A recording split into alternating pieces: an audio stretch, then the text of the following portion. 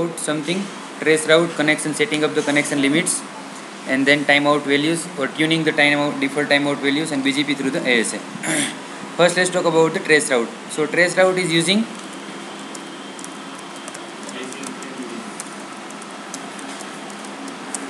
uses ICMP and UDP, right? UDP, what is the port range? 334, 342, 33464. Okay. When you trace route from R5 to R6, let's see the ASA configuration.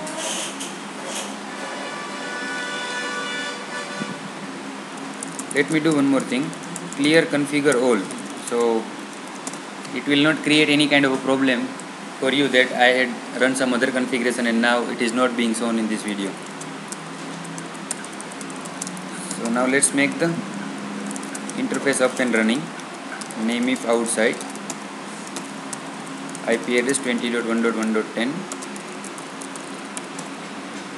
You can check the topology. E0 is outside. The IP addressing what I am taking is 20.1.1.0/24 network, whereas for inside I am taking 10.1.1.0 network. Okay. So let's assign the IP addressing on E1 as well. No shutdown. Name if inside, IP address 10.1.1.10. Okay.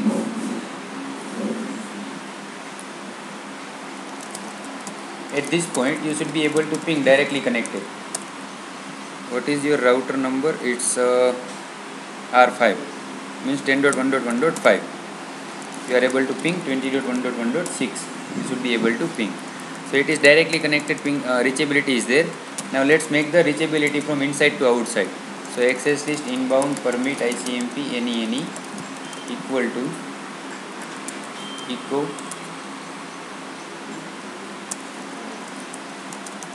ICMP echo reply.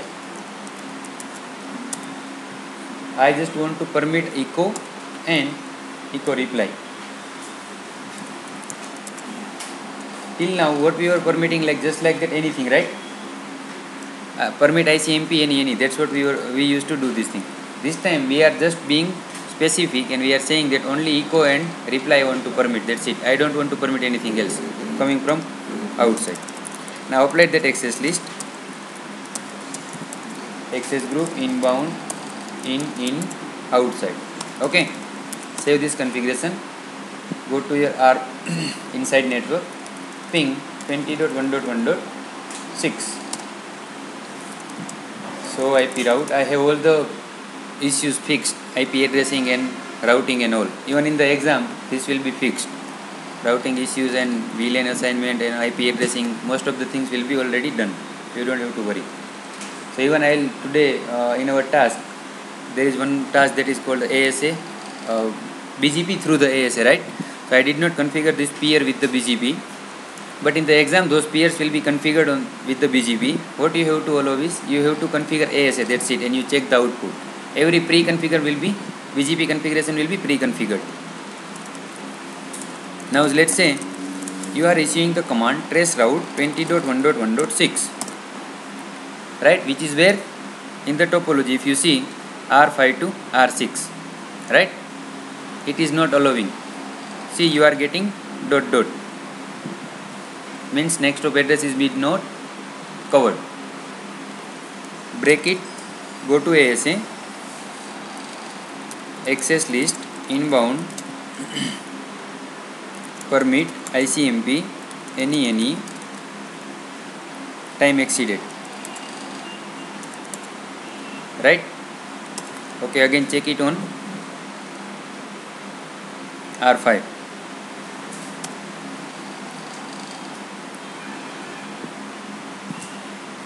Star means closing hook. Sorry? Star means closing hook. No, star means it's not replying. No one is in between is replying. Okay.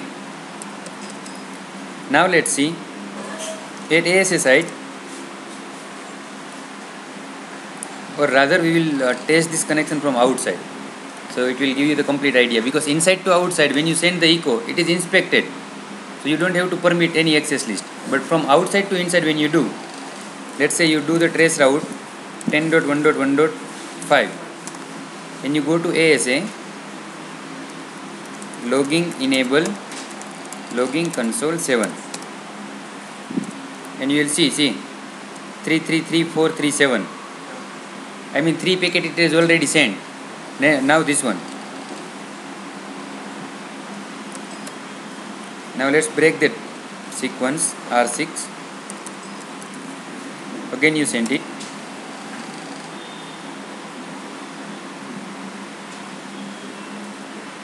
It has been denied by inbound ACL. Inbound ACL, what we have permitted? Only ICMP, right? Let's permit it.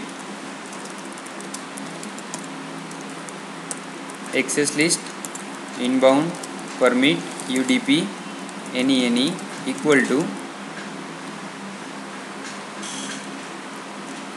33434.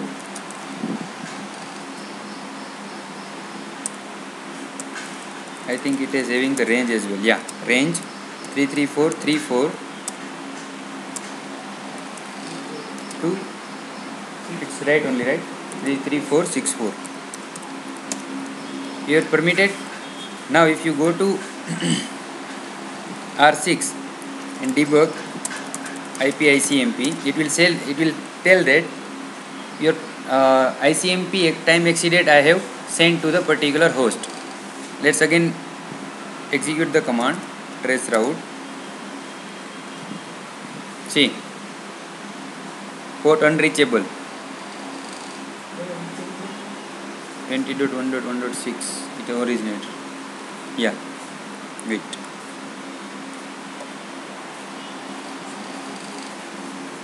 Why it is not sending again? Why it is not showing over here anything? Why it is not saying that okay destination is reached or not?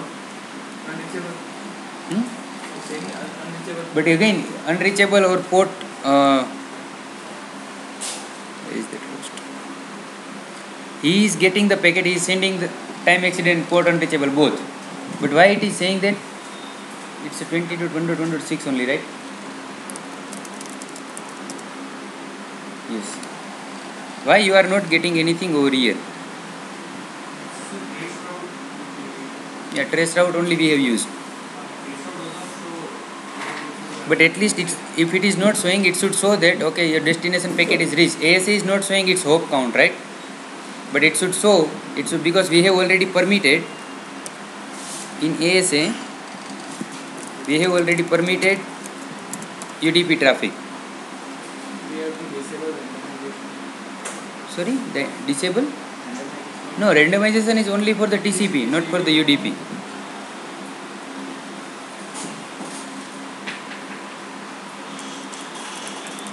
The reason is inbound permit ICMP any. We test it from outside, right? Or inside? Outside as well. Should we permitted time exceeded? Why need to the whole? No, actually we were testing from the wrong way. We were testing from inside, right? Outside.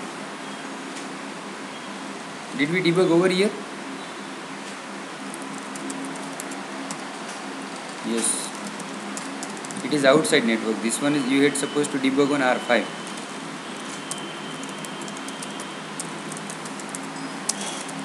Then you test the connection from R6. 10.1.1.5. Your ASA is not showing in between. Yeah. Trace route is completed. That's what our main purpose was. We were doing something other way around. Actually, we permitted somewhere else and we were testing from someone else. So it will be two-way communication, sir. Sorry? It will be two-way communication. Yeah, it's not complete two-way communication. You are initiating the connection. R6 is initiating the connection. It is sending the UDP echo request over here to ASA. ASA, you have permitted UDP 333434 to the range. So it is sending to the R5. If R5 is sending any packet, ASA will allow it, right? Because higher security level to lower security, no problem. But you see over here, you are not getting ASA in the path. ASA in the path is there, but you are not getting it. So how to reveal ASA in the path is, you create one access list. Okay, you create one class map, or you can even create with the access list as well. I'll tell two way. One is class map. Let's say traceroute class name, class map name. Here you match port, UDP, range. What is the range of the port? 33434 to 33464. Okay, so that is called the classification of the traffic. You want to classify this traffic. The traffic is UDP, and if the destination port is falling into this range. Now instead of using this way, you can configure the access list. The same access is what you permitted on the outside. Okay, and then that access list you can call over here under the class. If you don't want to match with the UDP range and this thing, you can create the access list and you go to the class map, and under this one you can match access group, this one. Now you create the policy map. Sorry, if you want to create the policy map over here, okay, then the only one option for you is to apply it onto the interface. Or else, if you want to enable the trace route globally, means to all the interface, you want to pass through this, you want your ASA to reveal himself no matter trace route is coming from whatever interface, then you have to go to the policy map global, or else let's do this one, policy map. This is your default policy, right? In MPF I had explained that this one is your default policy. So you copy this default policy with the default class name and paste it. Under this one you call your class just now what you created. Sorry, not under this class, but under the policy map, and you create your class. I mean, you call your class. What was your class name? Traceroute. Okay. Under this one, set connection. See, where is this option? Decrement TTL. Right? The moment you execute this command, it is under the global policy, so it is already activated, right? Along with this one, what you have to do is show access list.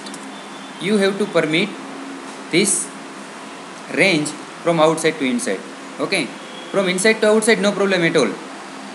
Now again you check it. Who is the IP address of this one? Reveal? Yes, that's so that is to pass through the trace route through the ASA. Now let's say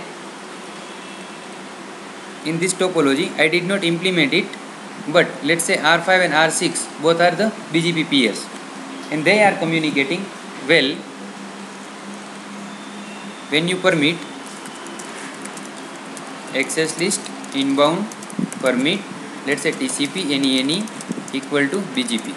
Okay, once you put this command, it is already activated on the outside, so both the peer will be able to form the neighborship if they are not using authentication. If they are using the authentication, what problems you are having? First of all, BGP uses the TCP protocol, and when it is being used with the authentication MD5, it will use the option 19. Under the option field, it will use the option 19. And when, because of the TCP normalizer, this ASA will drop that option field packet. So first thing what you have to do is, first you have to allow the option 19. So how to allow the option 19? TCP map, name the map over here. You will see the option TCP option. Okay, when you do this practical, this font size will not be this much big, so it will be well organized only, but you will see clearly that TCP option is there. So first what you have to create? TCP map. Under this one, TCP option. See here, range, how many options you have to allow. Here we are only allowing only one option, right? So you type range 1919. That information you should know actually, what option field particular communication is using for the authentication purpose. But BGP is so famous, so everybody knows it. And here you see whether to, because it's a range, if there is only one port number, or if there is only one option, you start with one port option number and you end up with the one. Without then it's not possible. There is not one unique. Okay. We use clear here, it will clearly option field. It will make it Yes, blank yes, and yes. then it will forward the backend. Yeah, if you drop it, it will drop it. So clear. Yeah, if you allow it. Clear means it will remove this one and then allow it. But if you clear it, again, no peering. So it will be a normal clear text. Yes. Authenticate. There will not be any authentication when it's done. Okay. No, they are not using this option field, in other words. Only empty bytes. Option field can be used for many other purposes. It's not for only authentication. Option field can be used for many other purposes. But BGP is using option field 19 for what? Authentication. Carrying the MD5 authentication. So, the moment you know the information about it, you have to allow it. If you clear it, BGP peer will not be able to form the neighborship. At the same time, if you drop it, the same thing. That's why we are making it at the exception. So you allow over here, then create the class map BGP match protocol match port TCP equal to, what is the port number of BGP? 179. Now if you want to apply it, or if you want to apply it onto one particular one interface, then you have to create the policy. If you want to apply it to the globally, then you don't have to create the policy, because global policy is already created. You have to go to the global policy. Under this one, you call that class. Which class just now we have created? BGP, right? Let's see the class, total class maps. Just now we had created BGP class, right? So you call that BGP class under the global policy map global underscore policy class BGP set connection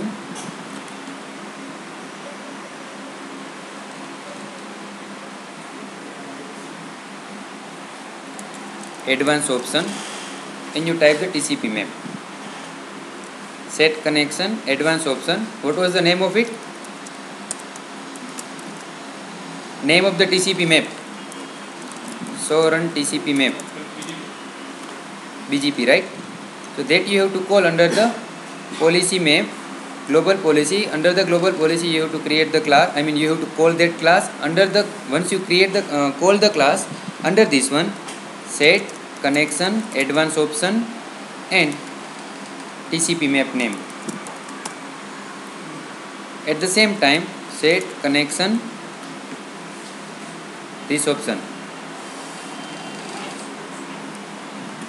Disable random sequence number and put your question mark. You will say that enable or disable.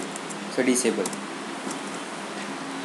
Once you are done with this one, and you have put the access list on the outbound on the inbound direction of outside interface or low security level interface, your BGP peering will be working fine.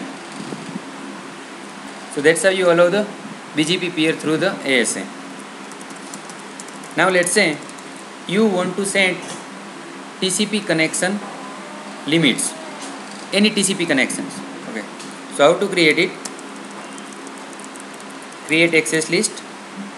Let's say TCP permit TCP any. So you have classified the traffic TCP any means you are not applying anywhere else. Now create the class map. Let's say TCP match access list TCP. So you have created the access list, you created the class map, you call that access list into the class map, right? Now create the policy map.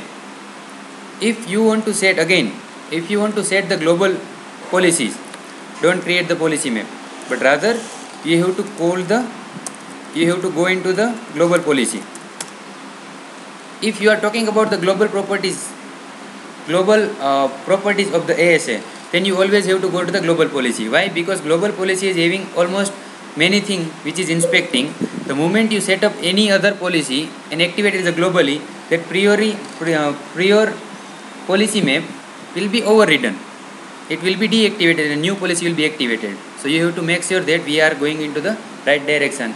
If it is saying that, or question is like this one, you activate that policy on the outbound interface, outside interface. You don't have to go into the global policy, but rather you can create one more policy map.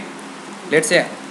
So in that case, default behavior will also change if you make the new policy then. Default behavior of what? No.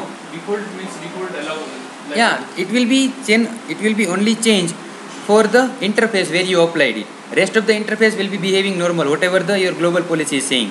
But you make the global policy, new global policy then. No, I am not making new global policy. If you make the new global policy, the old one will be gone. Means the TCP. Every behavior is gone. Default behavior also gone. Yes. So you are creating the new policy map. Okay. Here you have to call the class. What was the class name?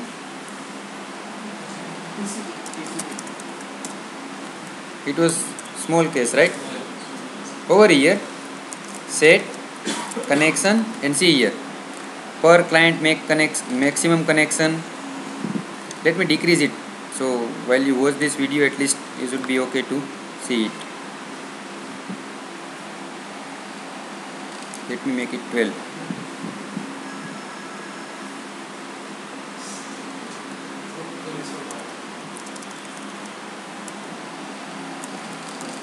Okay, set connection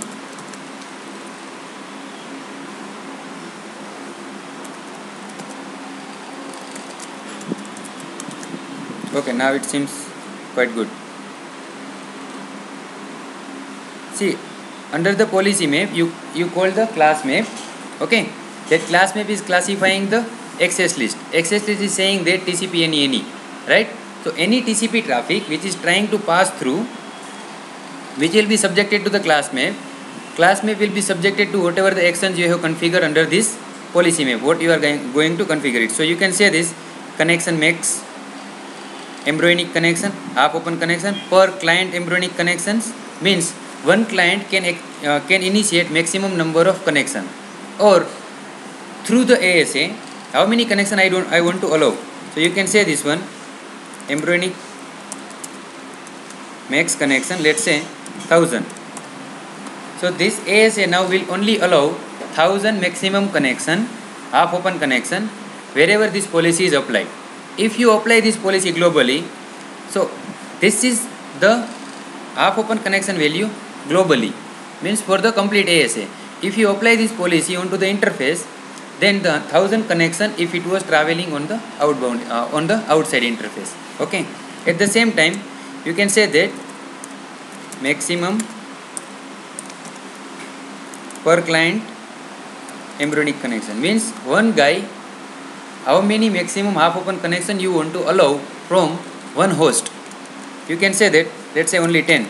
No one should be able to initiate more than 10 connection, but in real time it should be at least 100, not 10. Why? Because the moment you initiate or the moment you open the browser, 5 to 6 connection is already established. Okay, so you have to see that what is the normal usage of any user. Okay, so that's how you set up the connection limits. Now you again come back to the global. So what we have seen, traceroute we have seen, connection limits we have seen, BGP through ASA we have seen. Now default timeout values. So when you type timeout and put the question mark, you understand every single thing that for what you are setting the timeout, what is the default one. See here, so run,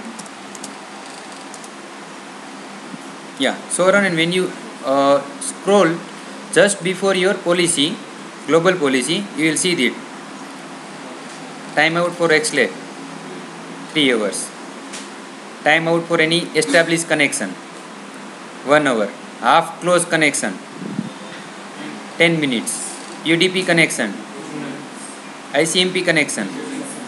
Got it? You already knew this thing, but you are not aware that where exactly it is placed. Okay, so let's say you don't want XLAT connection to be there for 3 hours.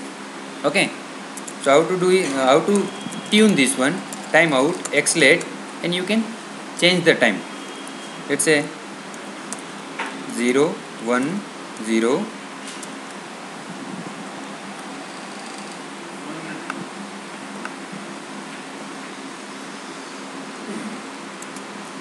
X.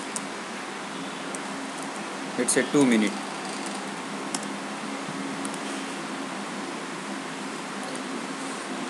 There are some dependencies that you have to follow.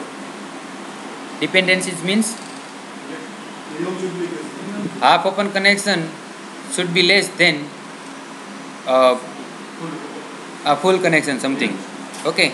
In the similar way, it says that it has given this error that user authentication table, its timeout value is 5. And what is that user authentication table? That I will tell in the CTP, cut through proxy. Okay, because it's kind of like a AAA and this ASA, both are merging up. So I will cover this into the AAA. In order to understand only one concept, you should be having prior knowledge of AAA. That's why I am keeping it to the AAA. So that's how you change any value. It's a timeout accelerate or UDP. You can set up start and half open or long, anything. I mean, you should be knowing the startup command. The moment you see the timeout, anything on ASA, if you see it, let's say timeout means the command is itself is starting with the timeout. Access list is starting with the access list. Let's say something connection limit. You know that I told you that connection limit means always you have to go with the MPF. Create class map. Another way of creating the or giving the maximum half open connection is with the static command. Static inside outside. It will apply only the disconnection. See, it will only be allowed for this source to this IP only. This either is a net. No, it will be only allowed if the traffic flow is subjected to this net translation. Particular net translation. Then only it will be subjected to the set of connection limits. And connection limits will always be after net translation. Means when the packet is coming inside the ASA, first it will check the net entry, it will resolve it. Once it is resolved, then only it will check the what is the limitations of your connections. Are you permitted to do these connections, or are you reaching to the threshold of the half open connection? This kind of thing. Okay, so that's how you see it once. And the more we learn about different sections, we will see that what are the things that we need to know in ASA. So far, this much as of now, this much is enough. But exam perspective, it is not enough. Okay, we will stop this video now. It is 28 minutes only.